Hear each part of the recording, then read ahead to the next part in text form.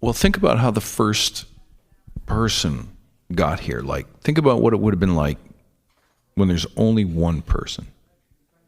You got nothing to worry about. You got no worries. You don't know hunger because if it's there, it's yours. You don't know about scarcity because you're the single consumer. So you go through life probably blissfully. You don't even understand where everything begins and ends. I mean, it just is. And all of a sudden, another person shows up. So now you got a dilemma. You have a problem. Immediately, the moment you have two people, you have a problem. Here's why. Because there's a sense of propriety. There's a sense of, this is mine, and you can't touch it. I'll share with you begrudgingly to avoid conflict, to avoid whatever. But I'm only going to give you as much as I need to give you. So as long as we take everything and divide it in half, we have ourselves a deal. So at this moment, the moment you have more than one person, now you got a situation where you have to come to an agreement. And the idea of boundary is born. So here we are in COVID, and I'm sitting in my backyard because that's what most people do in COVID. If you want to be outdoors, you don't want to be in public, you don't want to put yourself at risk. So where do you go? You go to your backyard. And what's every backyard got? It's got a fence. Why does every backyard have a fence? Because there's more than one. Right, so something has to delineate mine from yours, yours from mine. We got to have a property line. We have to have an agreement about where mine stops and yours begins. And the fence is there as a subtle, not an impassable reminder. Because I can climb your fence, you can climb mine. But it's just a subtle cue that this is mine and that's yours. And so it all works great. So when you're sitting in your backyard, there's this sense that even for a couple moments, what we really want to have is peace. We want to have some privacy. We just want to feel for a moment like the rest of the world could go away. So in my backyard, I got plants, I got trees, I got all kinds of stuff that if you're sitting in the right spot, basically the rest of the world disappears. And there's something about that, isn't there? If you can sit in your own backyard and look around and only sky above you, green grass in front of you, pop in a pair of headphones and you can't even hear your neighbor, you can't hear the lawnmowers, you can almost convince yourself that there's nobody else out there. But it got me to thinking, I can't see outside of my yard. So on the one hand, I love it because I can't see outside of my yard, but on the other hand, I start to think about the implications of not being able to see outside of my yard. Blessing and a curse, blessing and a curse. And it gets me to thinking about perspective and ability. So if we bring this all back now to agility, to the practice, right? The life that we live has to be because we're trying to get people bigger. We're trying to get people free of the limitations, the self-limiting beliefs, and the things that keep us from being our best, from doing everything we can do. And that's noble. But here's the problem. We all have fences. The primary purpose of a fence is to protect mine from yours, yours from mine. But it also has a dual purpose, a secondary purpose, and it's unintentional and it's unwanted. And that secondary purpose of the fence is to limit what we can see. And in your backyard, it provides you privacy and it provides you some shelter and it provides you respite, and that's all good. But in every other application of the word, a fence, a barrier between you and the rest of the world creates an insular existence that doesn't serve you. Here's what I mean. if you can't see what bigger looks like, how can you approach it? There's been tons of movies made about this, from like The Maze Runner to, probably The Truman Show to, I'm thinking of some other examples where you're living inside a microcosm. And because you can't see beyond it, you can't see who's pulling the strings, you can't see what everyone else is up to. You can't see what greatness could look like. You're living inside a cube of sorts. A place where, although anything is possible, you can't imagine it because you can't see it. You have no frame of reference.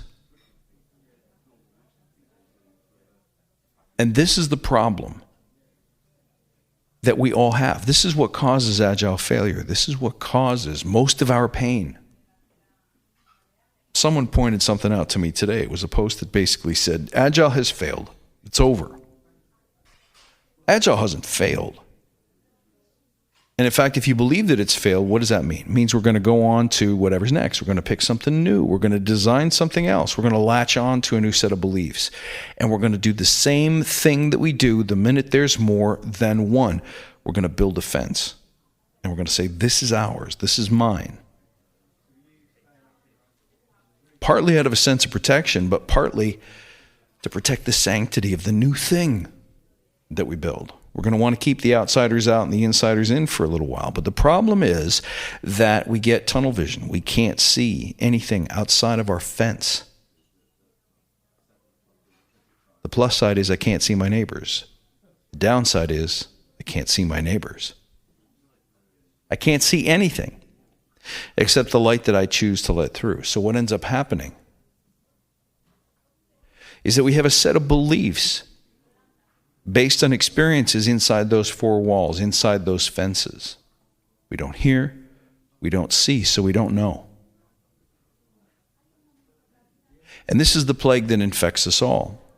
When I work with teams, what I see is this is the way we've always done things, so this is the way we continue to do them. And as we propose new ideas, they don't even understand what we mean. Number one reported cause of agile failure is nobody's sure what agile is. Why?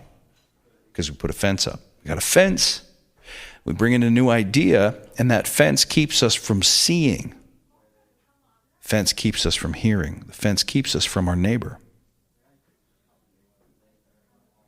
The next problem that we have, the next thing that causes agile failure, is a failure to make change happen.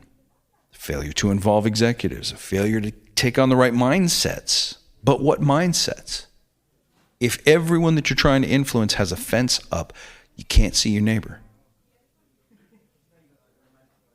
So what happens? Nothing changes. Nothing changes because we can't see what different might look like. We can't hear the outside noises because we've chosen to plug our ears.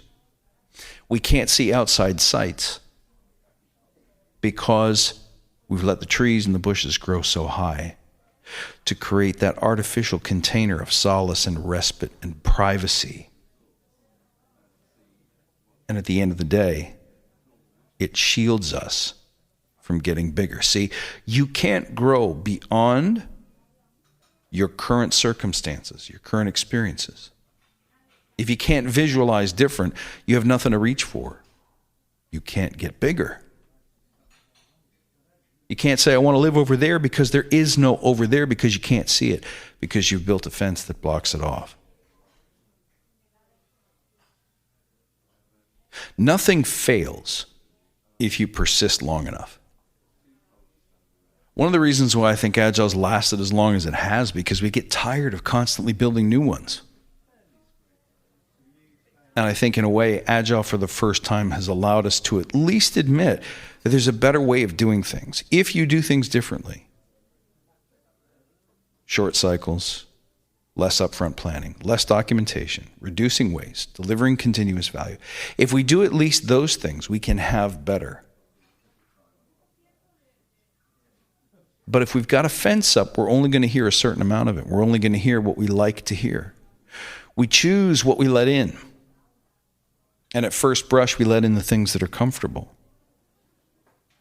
And then the fence does the rest of the work. It protects us from the things we don't want to hear, the things we don't want to do. But we're comfortable. We're peaceful. And because we do things the way we've always done things, we get the results that we've always gotten.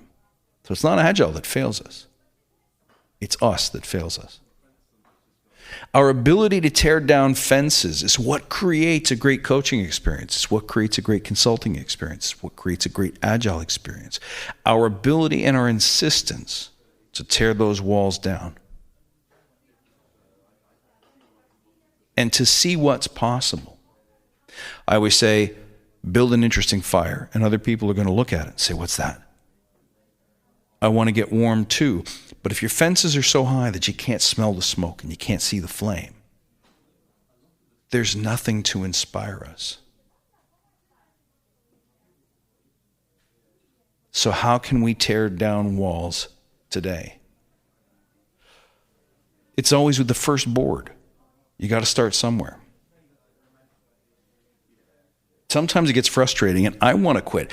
I don't want to work with teams that don't want to listen. I don't want to work with teams that don't want to see, but the job of the artist is to see. The job of the artist is to be able to look beyond as if there were no fences, to imagine what's possible.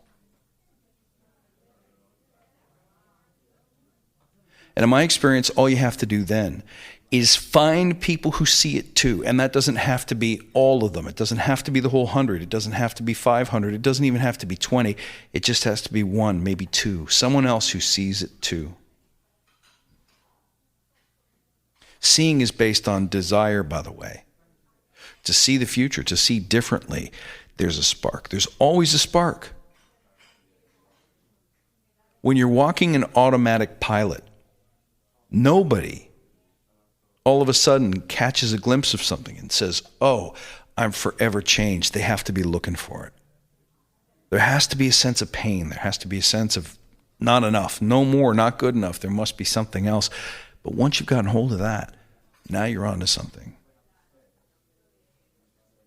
Because you can use that gap, you can use that crack, you can use that failure, you can use that pain as an entry point to say, I know.